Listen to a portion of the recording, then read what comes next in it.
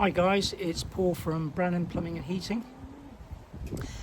How many of you engineers go to a job and the customer says, oh, I haven't got a very good flow rate on my kitchen sink tap.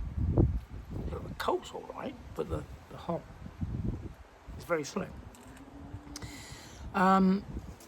So basically, I was explaining to the customer, a lot of kitchen sink taps, most of them have got flexible feeds coming out of them, typically 8 or 10 mil.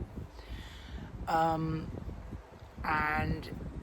going back donkeys years ago, a lot of these taps were really popular in the European market, where in Europe everything was run on instantaneous gas water heaters or what have you.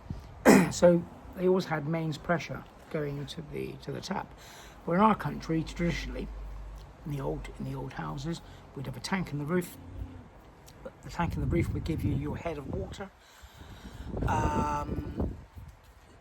Typically, I don't know, let's call it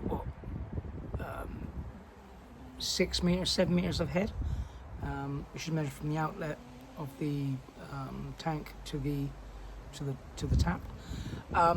So what we're looking at there is static head. Now, when you've got a tap with a small bore pipe, you're dependent on the volume of water going to it. Right? So on the main, you've got that pressure that's pushing against it. So you'll always get a better pressure against volume, if that makes any sense. I mean, pressure and volume are two things that it's hard for people to actually work out.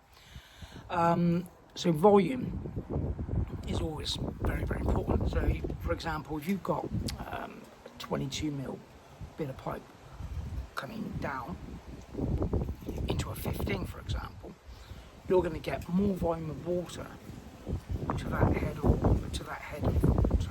So therefore the volume will be much greater.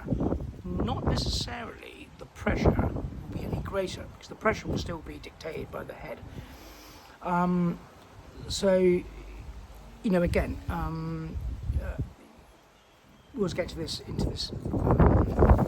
situation with people who've had a new kitchen fitted or what have you.